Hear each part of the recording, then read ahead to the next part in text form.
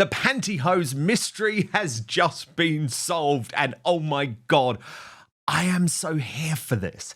So you'll remember last week, Meghan Markle gave this completely bizarre softball interview to Bloomberg and a woman called Emily Chang. And when she was asked nothing to do with the royal family, Meghan decided that she wanted to make another dig, but this time specifically used the phrase nude pantyhose. I'll tell you why in just one moment. It involves Princess Charlotte and some terrible headlines in regards to Meghan's wedding, which she wants scrubbed from the internet. But first, just in case you missed that interview on Bloomberg, here's what Meghan said. Is there an inherent tension in trying to be relatable while also being a duchess?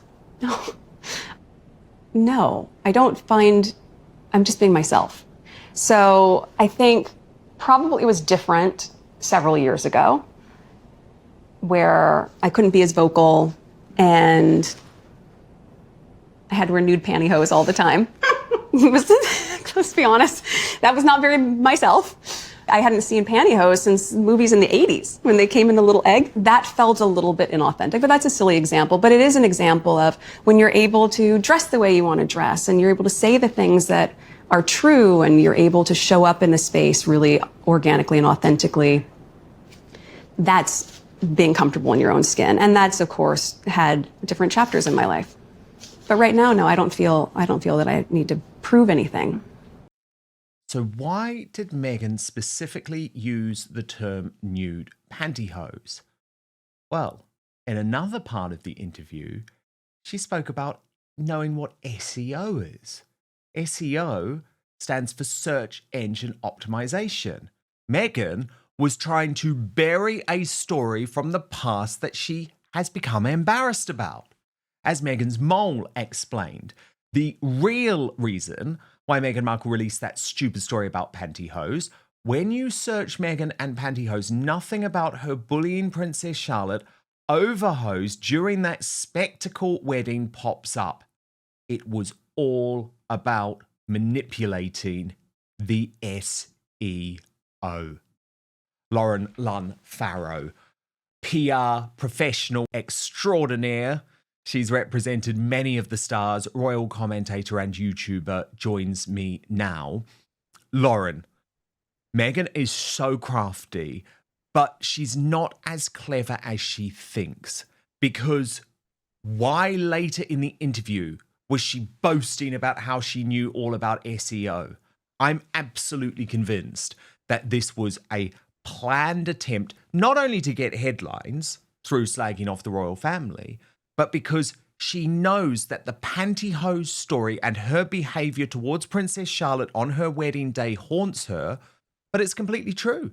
This has blown that story out of the SEO. And now if anyone searches for pantyhose and Meghan Markle, all they hear about is the Bloomberg interview. Yeah, look, everything that Meghan does is so overthought before it happens. There is nothing off the cuff. There's nothing natural about Meghan. So this is a prime example of her absolutely micromanaging every single thing she does. And it's hugely manipulative. And it just shows exactly how she operates. But, you know, she might get this story kind of pushed down the news agenda or the kind of Google list with SEO. But she is still Meghan Markle. So I'm afraid, Meghan, we will still see more of your disingenuous self as time goes on. And you can't continue to bury it with SEO consistently, because we have many, many other examples of where she has been catty, not very nice, the countless bullying allegations. You know, this isn't a one-off that someone has thought, this is really unfair and inaccurate, I want it taken out of, you know, the Google search frame. No, there are so many examples of her behaving like this. So it will continue to spiral out of control. And, you know, she might have been able to squash one story, but she can't change public perception, regardless of, who her SEO expert may or may not be. How common is it, Charlotte? I mean, you have worked with Lauren. Charlotte's on my mind. Princess Charlotte's on my mind. Lauren, how common is it for celebrities? I mean, you've worked with a whole load of the biggest celebrities in the United Kingdom. How common is it now for them to be aware of their SEO, of how they appear on platforms like Google? Big news! Outspoken is now available as a podcast too. So please do subscribe wherever you get yours, Spotify, Apple Podcasts, and make sure you rate and review. I'll take 5 stars, if you may. Huge. And not only are they aware of their own SEO, it's their competitors as well. So they'll often look at, what jobs they're getting, their SEO, their social numbers, everything like that. But then they're looking at other people's as well, because it's a hugely competitive arena. We live in a time now where you will never have a celebrity say, I have too much great press, I have too many, social media followers. And that hunger for constant control it's like unleashing the beast. There are some celebrities that will engage certain lawyers to wipe certain stories off the internet, things that are unfavorable, because obviously the internet's there forever, but it's a huge task and it's impossible because what celebrities don't understand is, yes, maybe they can get a story pushed down the Google search engine, but the public have so many different ways of speaking now, and we can't be controlled. We're not being told what to say. We all have our own opinions that we share across social media channels. So it's kind of totally pointless doing that. What's really interesting, though, is that I think Meghan has become quite obsessed with the specifics of the circumstances with Charlotte. For good reason, really, because how on earth do you recover, Lauren, from, and this is very much my understanding, of making your niece, right? Your young niece totally distraught on your wedding day. It's totally unacceptable. Plus, she was so burnt by the story about making Catherine cry. And you'll remember she even, in spare, via Prince Harry, allowed her husband, or I would argue encouraged her husband, to publish private text message correspondence between Catherine and Meghan, which he claimed proved her position. I'm not sure it does. I mean, this is the text exchange. Just a reminder, Lauren. Catherine wrote, "Charlotte's dress is too big, too long, too baggy. She cried when she tried it on at home." Meghan replied, "Right, and I told you the tailor has been standing by since 8 a.m. here at Kensington Palace. Can you take Charlotte to have it altered as the other mums are doing?" It's like so passag, right? You are speaking, can I just remind you, Meghan, to the future damn Queen of England, okay? Not your best mate from Canada, ex-best mate. Catherine replies, "No, all the dresses need to be remade." Meghan replies, "I'm not sure what else to say. If the dress doesn't fit, then please take Charlotte to see AJ. He's been waiting all day." Catherine replies, "Fine." Now, I don't see that text exchange as the big slam dunk that Harry and Meghan thinks it is, because at the end of the text exchange, Catherine agrees to go and do what Meghan wants her to do. And actually, I'm no fashion expert, Lauren, but you've got daughters. A lot of people look at those pictures of Charlotte on the wedding day and say, well, you know much more about this. You go into this because basically you've researched this, and lots of people are saying, even though they're Givenchy dresses, actually they were not made properly. So Catherine was right. Yeah, they weren't made properly. If you look at Princess Charlotte's dress, the hem was not done properly. Now, whilst I'm no fashion expert, I did extensively research this and found a seamstress that had given great detail on how shoddy the work was on Princess Charlotte's dress.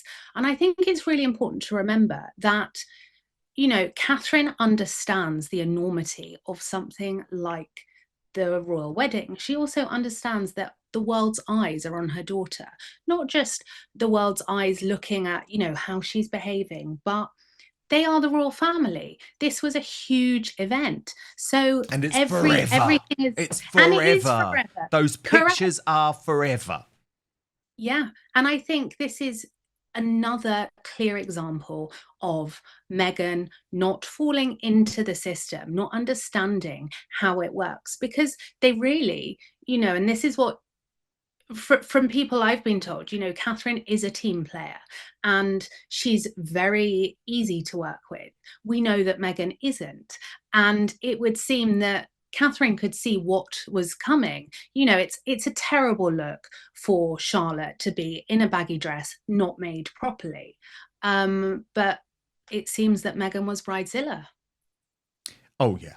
I mean, absolutely, she was bridezilla. Remember, Catherine had quite recently, given birth to Louis. There was all of that going on too. And of course, it was a stressful time, but exactly, it's about the reasons why. And then you come back to the pantyhose claim anyway, Lauren. And by the way, there's lots of pictures, and we've got a whole load of them, of Meghan wearing nude pantyhose. But again, my sources are absolutely clear. Meghan was never told by a courtier, you must wear this. Any advice was given in the nature of trying to help this woman, trying to make things better for her, which of course she moaned about in the Oprah interview, didn't she? When she tried to claim that no one had helped her. Well, that was rubbish. And the idea that Meghan was some shrinking little depressed violet who couldn't stand up for herself, well, it's disproven by that photo, this photo right here, because she was advised that day, Lauren, to wear a hat. She was advised to wear a hat. She wasn't told to wear a hat. And guess what? She refused. Yes, Queen Elizabeth II was horrified on a personal level. She didn't show it in public. She was all over Meghan. Absolutely beautiful scenes, laughing, making it clear that she was welcoming to this woman within the family. So at the end of the day, Meghan was given advice, but that's all it was, Lauren. It was helpful advice to try and make her path into the royal family easy. And very often she chose to ignore it. And the courtiers were like, that's absolutely fine. She's a grown woman. She can do what she wants. If she doesn't want to wear a hat, we're not going to kick up a stink. And so the idea that they were forcing her, that, some type of courtier was at the bottom of the bed saying, here's the nude pantyhose from M&S, put your leg through this. It's rubbish. And at the time, Lauren, Meghan's team were even using this to try and sort of show how she had ingratiated herself to the ways of the UK. Do you remember The Sun ran an article talking about how Meghan loved M&S pantyhose? And of course, that was just PR nonsense. But she is trying to rewrite history here. But first, something really important to talk to you about: scammers and spammers who are out there to ruin your life. We've all experienced more and more of those spam emails, text messages, and robo phone calls. Not only are they annoying and time-consuming to deal with, but they usually represent a gross invasion of your private information that can actually cause vast financial and reputational damage. Like, how the heck did they get your information in the first place? Well, it's likely as a result of data brokers who know everything about you, your health information, relationship status, mortgage details, and so much more, and then sell it for a profit. These data brokers can directly or indirectly expose sensitive information to bad actors, putting you at risk of identity theft. The number of data breaches worldwide rises every year. According to the annual data breach report by the Identity Theft Resource Center, it went up by 72% in 2023 compared to the previous year. This means you and your loved ones are also at constantly increasing risk of data breaches, as a growing list of data brokers hold your personal information, which is then being sold or published online without you even knowing about it. The consequences can be shocking. Health insurance companies could actually raise your rates based on your online activity. Huge loans have been taken out under people's names without them even knowing about it. Do you know, scammers, this is shocking, have even started to use AI to mimic the voices of friends and family to trick victims into sending them money. These imposter scams rely entirely on the voice data they can find online. Now, while you can ask these data brokers to delete your personal information, the process takes hundreds of hours to do manually and requires repetition. So the good news is that today I have a solution for you that I use and personally endorse. Go to incogni.com/outspoken and get 60% off an annual plan. Incogni reaches out to data brokers on your behalf, requests your personal data removal, and handles any objections from their side. And the whole process is automated, ensuring that your data stays off the market by conducting repeated removals and taking down your data if it pops up again. This is what makes the annual subscription really advantageous.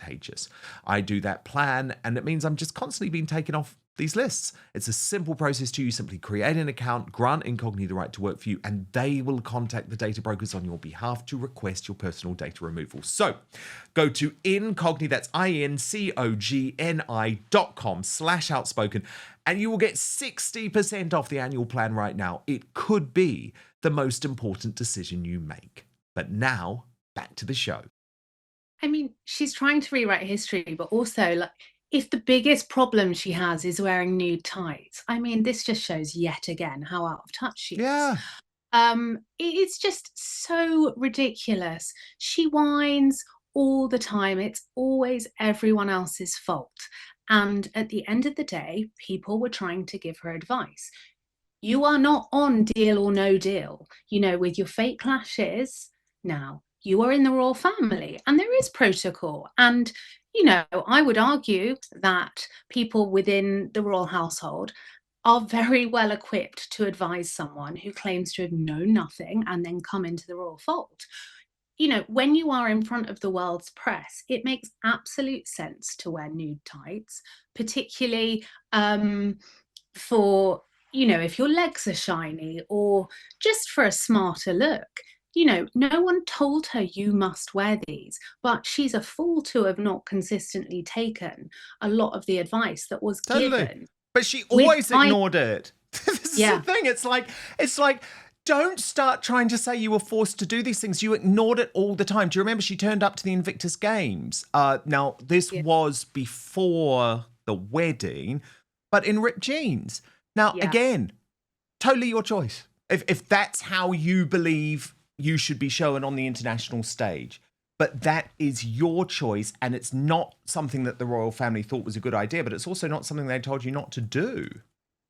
Well, it's like when I first met my now in-laws, I was going to wear trainers and ripped jeans, and my husband said, maybe not wear that. And I was like, okay, no problem. I didn't take it as him saying, you must not wear ripped jeans and trainers. I thought, no, this is the first impression. I should probably not go dressed as, Lily Allen or whatever. So I wore something smarter, and I took that advice because he gave me advice that was appreciated. And, Meghan coming into this, she just couldn't deal with not being in control. And then, you get the Sussex squad going, you woman basher, anything she does is wrong. No, but, you can lead a horse to water, but if it's not going to drink, what can you do? Totally. And at the end of the day, I know, because I know the courtiers, I know the people that were working behind the scenes at that time, the members of the Sussex Survivors Club too, and they were very, very much going down the path of, look, we do accept that this is not some young virgin. Do you know what I mean? This is not Princess Diana, or this is not some innocent girl just straight out of university. This is an accomplished professional. I mean, Lauren, for God's sake, they wanted her to continue acting. It's like it is just a totally twisted narrative. Thank goodness she didn't. Oh, God. Well, maybe it would have been better for everyone if she had. Look, this Prince Harry, Diana stuff just gets darker, I think, actually. Rob Shooter now revealing, let me take you to the story, that he is planning a Diana movie, writing, Prince Harry is reaching for the one story guaranteed to sell his late mother's. Sources tell Shooter Scoop the Duke of Sussex is in advanced talks with Netflix to produce a dramatic feature film about Princess Diana, a last-ditch gamble to rescue his fading Hollywood career. It's the ultimate card to play, one Hollywood insider explains. Nothing sells like Diana. If Harry can package her story as a movie, Netflix keeps him on the payroll. This is the hit he needs to survive. But Buckingham Palace is already livid. Courtiers call the potential project exploitative and warn it could reopen decades-old wounds about Diana's turbulent life and tragic death. William is particularly outraged but not surprised, one royal source says. To him, their mother's memory is sacred, not something to be bargained in a Netflix deal. Harry and Meghan's $100 million Netflix contract has already been quietly reduced after disappointing viewership for previous projects, including Meghan's lifestyle show. Netflix wants guaranteed eyeballs, a Hollywood exec says, and Diana delivers, period. Another source puts it bluntly, Harry is playing the Diana card because it's the only one he has left. Now, what's different, of course, Lauren, is that we knew that he's in talks about a documentary series for Netflix, but of course, a Diana movie with Harry's stamp of approval is another bargaining chip, because remember, if he's sort of, even though the first look deal is disastrous for them on so many levels, like it's not much money, all of that, they're in trouble. What it does mean is that he can now put pressure on Netflix with the projects that are actually decent projects. So, for example, no one gave a damn about his, Polo documentary. Like, who else would have wanted that? No one. Or, his Invictus Games documentary. But all of a sudden, when he's got a Princess Diana package and it's like a documentary series and a movie, he can now say to Netflix, well, if you don't want this, I take this to the open market and then try and create a bidding war.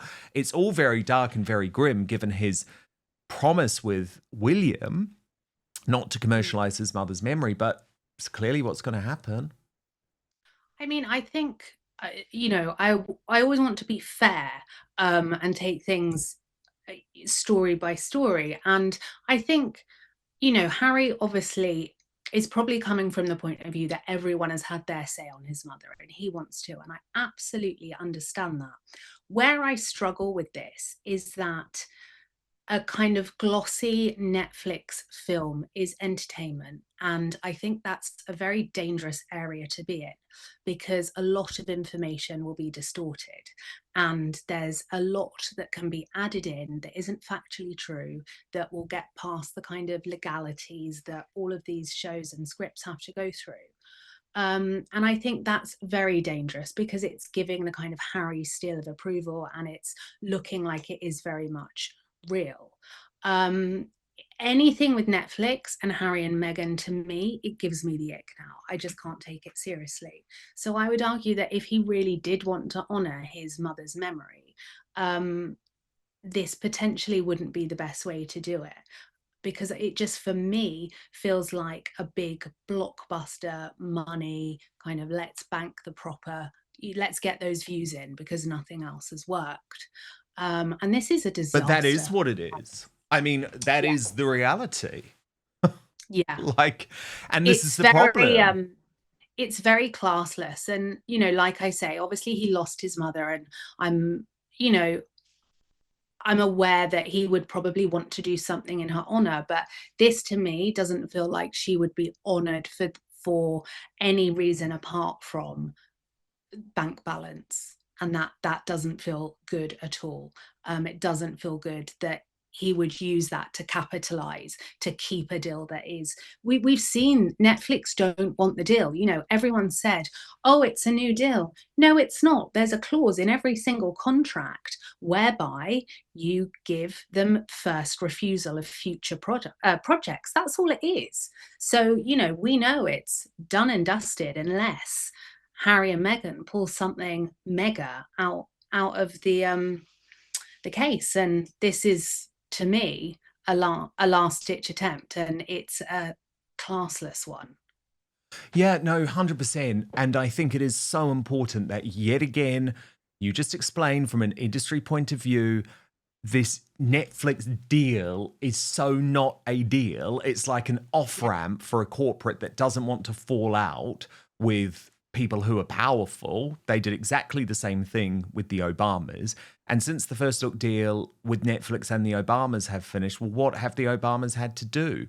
They've had to go down the desperation path. Michelle Obama, now on that podcast, awful podcast with her brother, slagging off her own marriage on a weekly basis. And unfortunately, I think that is the trajectory of where we are heading here.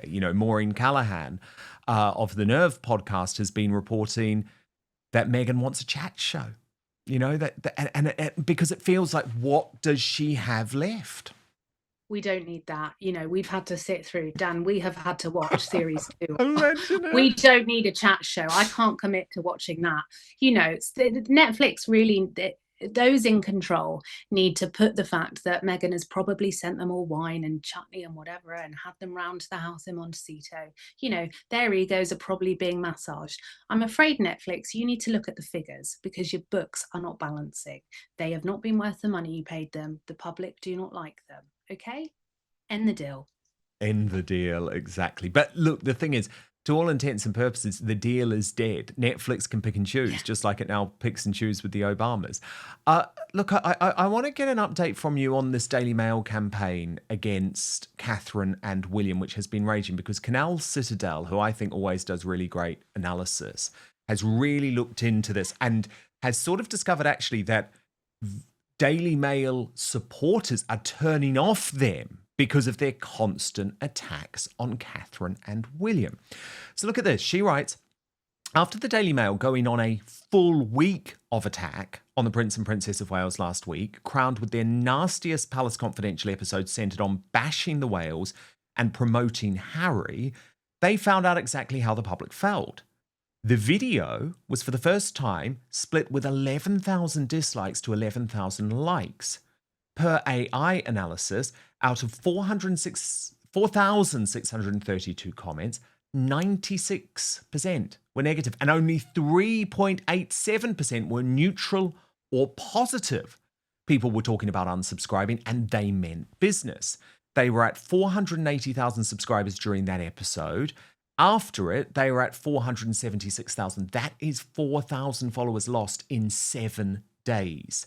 You can tell they swallowed a hard pill, because today's episode was only Rebecca English and Joe Alvin. None of the other culprits from last week's debacle were on the show. They did not want the public to see those faces, and remember, they forgot to unsubscribe too. So the Daily Mail editor was there to smooth the numbers. For once, they had zero criticism on the Wales. On the contrary, Rebecca English said she disagreed with everything that's been said last week about William and Catherine, as if she was not the one writing the first article with the talking points. She said they can live where they want to. The question is just about Buckingham Palace. What are they going to do? How are they going to justify? Are they going to open up more? The Daily Mail pulled on the cord and found out if you attack the Wales, they will not defend themselves, but it is the public who will come for you. In the end, all the press cares about is their money. By losing 4,000 subscribers a week, the Daily Mail realised they cannot sustain their attacks a second week, so now they will recalibrate and try more insidiously in their attacks, but we will be there. The era where the press used to dictate the public sentiment and lord it over public figures is completely over with in 2025. Now, that is such an interesting point, Lauren Lunn Farrow, one you speak about a lot. You know, the mainstream media losing their power and having to be driven by the audiences. Now, of course, I always believe in fair criticism of all members of the royal family. I do believe in that, and not everyone likes my coverage of all members of the royal family. However, Lauren, this was a different thing going on with the Daily Mail. It was so transparent what they were doing. The attack dogs were unleashed. You know, Amanda Patel, Liz Jones. It was like following all of the talking points from Montecito. And it was awful. It was over the top and awful. It wasn't like fair criticism about individual points. It was like a total takedown of this couple, basically just because they'd helped the Sun out on a story in regards to their future home. Yeah, I think this is the Mail. They were dipping their toe to see how it went, and I think they thought their readers may be getting narrative fatigue, and they wanted to try some new narratives out. But you know what is brilliant is that we, the people, have the power. So, you know, whilst Catherine and William aren't able to fight back and talk, the great British public can. And it's just so, it sums up the mainstream media. You know, it's pantomime, it's not real.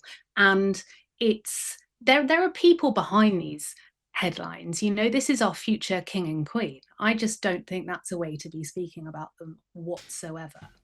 No, very, very good point. And of course, if you want much more of this, then you have to subscribe to Lauren Lunn Farrow Media. She is now on YouTube too, and she has a video actually all about the whole With Love Meghan debacle, which you are going to want to watch. Of course, you can also find Lauren on Instagram and X as well, and we always love having her as part of Outspoken. Lauren, thank you so much. And of course, I'd love you to sign up to my Substack as well, www.outspoken.live. That's where you get first access to the Royal Uncancelled After Show Monday to Friday. Paid monthly subscribers get first access with no advertising whatsoever. You can watch it live or on demand, however you prefer. And Substack is a really important free speech platform for me. So if you do like what I'm doing on Outspoken, you want to support my work, the best thing you can do genuinely is sign up to my Substack, because it's a free speech platform. So I'm protected there from big tech cancellation. I'm protected there from lawfare, which people like Prince Harry tries against me every now and then. So I'd love you to be part of it. It's a community as well. You can message me direct. www.outspoken.live is the address. You just need to enter your email. Thank you so much for watching Dan Wootton Outspoken. Please click on my face just to the bottom left to subscribe to this brand new independent news source, and turn on the notification bell so you'll be alerted to our brand new live shows, uncancelled interviews, and special royal episodes. Outspoken is also now available as a podcast, so you can listen to the show every weekday on the go, wherever you are.